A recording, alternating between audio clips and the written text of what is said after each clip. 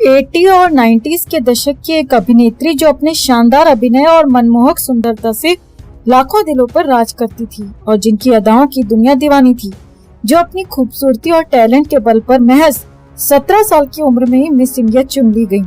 लेकिन क्या आप जानते हैं दोस्तों कि एक फिल्म की शूटिंग के दौरान इनके साथ कुछ ऐसा हुआ कि इनकी रूह कांप गई और उसका असर सालों तक इनके दिलो दिमाग पर रहा।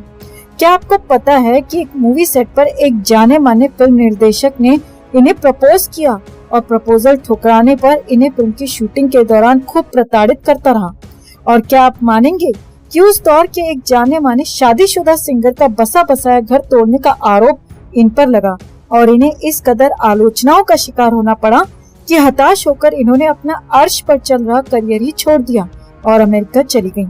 तो कौन था वो डायरेक्टर जिसका प्रपोजल ठुकराने पर उस डायरेक्टर ने सेट पर इनका जीना हराम कर दिया? कौन था वो सिंगर जो अपनी प्रेग्नेंट पत्नी होने के बावजूद इनके प्यार में पागल हो गया? और आखिरकार क्यों अचानक फिल्मों से गायब हो गई ये बेहद सुंदर और टैलेंटेड एक्ट्रेस? इस खबर को ज्यादा से ज्यादा लाइक और शेयर कर आप भी अपना प्यार और सपोर्ट जरूर दिखाएं और चैनल के साथ जुड़कर इस फैमिली का हिस्सा बने। उन्हें दामिनी फिल्म की सशक्त महिला दामिनी कहा जाए या घायल फिल्म की हसीन वर्षा, उन्हें एक सुपर डांसर कहा जाए या बेहतरीन अदाकारा, उनकी हर पहचान निराली है। दोस्तों, आज हम बात कर रहे हैं सुनहरे पर्दे की उस एक्ट्रेस की जिन्हें हम मीनाक्षी शेषाद्री के नाम से जानते हैं। हम उनके जीवन की घटनाओं के बारे में चर्चा करें उससे पहले जानते हैं कौन थी मीनाक्षी शेषाद्री और कैसे उनका फिल्मों में आना हुआ था। मीनाक्षी का जन्म 19 नवंबर 1963 को झारखंड के सिंदरी नामक स्थान पर एक तमिल ब्राह्मण परिवार में हुआ था। इनके घर वालों ने इनका नाम शशिकला रखा था। इनके पिता एक फर्टिलाइजर कंपनी में काम करते थे और मां गृहिणी होने के साथ साथ भरतनाट्यम की एक कुशल डांसर भी थी। इसीलिए इन्होंने बेटी को बचपन से ही भरतनाट्यम सिखाना शुरू कर दिया था। इनकी प्रारंभिक शिक्षा झारखंड में ही हुई। पढ़ाई के दौरान मीनाक्षी अक्सर डांस कंपटीशन में हिस्सा लिया करती थी। उनका डांस और उनकी खूबसूरती देखकर उनके दोस्त और मिलने वाले उनसे अक्सर कहा करते थे कि तुम्हें तो मॉडलिंग करनी चाहिए। धीरे धीरे उनके स्कूल की पढ़ाई पूरी हुई और आगे की पढ़ाई के लिए वो दिल्ली आ गई। बाद में मीनाक्षी ने भरतनाट्यम के अलावा 3 तरह के और क्लासिकल डांस सीखे जिनमें कुचिपुड़ी, कथक और ओडिसी शामिल थे। गुरु वेम्पति चिन्ना सत्यम और जया रामा राव से इन्होंने नृत्य में महारत हासिल की। अपने 12th के एग्जाम के बाद छुट्टियों में मीनाक्षी ने अखबार में एक ब्यूटी कॉन्टेस्ट का विज्ञापन देखा और उसमें हिस्सा ले लिया। किस्मत ने कुछ ऐसा खेल दिखाया कि मीनाक्षी वो ब्यूटी कॉन्टेस्ट जीत गयी और फिर उसी साल मीनाक्षी ने मिस इंडिया कॉन्टेस्ट में भी हिस्सा लिया और साल 1981 में महज 17 साल की उम्र में मिस इंडिया का खिताब अपने नाम कर लिया। मीनाक्षी ने उसी साल जापान के टोक्यो में आयोजित मिस इंटरनेशनल 1981 में भारत को रिप्रेजेंट किया और सबकी नजरों में आ गई। टोक्यो से लौटने के बाद उनके पास मॉडलिंग के ऑफर की लाइन लग गई। उसी दौरान मनोज कुमार जी एक फिल्म बना रहे थे जिसके लिए उन्हें एक नई लड़की की तलाश थी। जब उनकी नजर अखबार के एक विज्ञापन के जरिए मीनाक्षी पर पड़ी तो वो मीनाक्षी की खूबसूरती से प्रभावित हुए और उन्हें अपनी फिल्म के लिए साइन कर लिया। इस प्रकार मीनाक्षी ने अपने फिल्मी करियर की शुरुआत साल 1983 में आई फिल्म पेंटर बाबू से की, लेकिन ये फिल्म कुछ खास कमाल नहीं दिखा पाई। पर इसी साल फिल्म की शूटिंग के दौरान उन्हें सुभाष घई की फिल्म हीरो का ऑफर मिला। यहाँ आपको बता दें कि सुभाष घई साहब ने ही इनका नाम शशिकला से बदलकर मीनाक्षी कर दिया और अब एक नई अदाकारा का जन्म हुआ। इस फिल्म में इनके अपोजिट जैकी श्रॉफ थे। साल 1983 में ही उनकी फिल्म हीरो रिलीज हुई और रातों रात सुपरहिट हो गई और मीनाक्षी बन गई स्टार। इसके बाद तो मानो उनके फिल्मी करियर को पंख लग गए।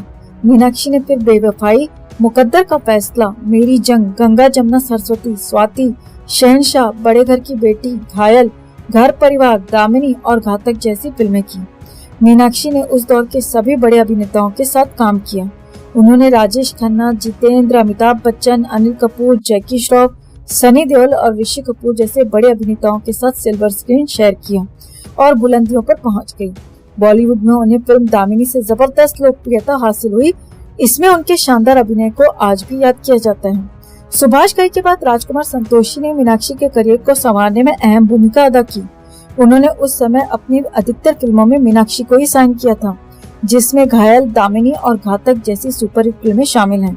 हालांकि मीनाक्षी को उनकी इतनी सारी फिल्मों में लेने का राज उस समय खुला जब राजकुमार संतोषी ने फिल्म दामिनी की शूटिंग के दौरान उनसे अपने प्यार का इजहार किया। राजकुमार संतोषी उनसे शादी करना चाहते थे, मगर मीनाक्षी ने उन्हें मना कर दिया।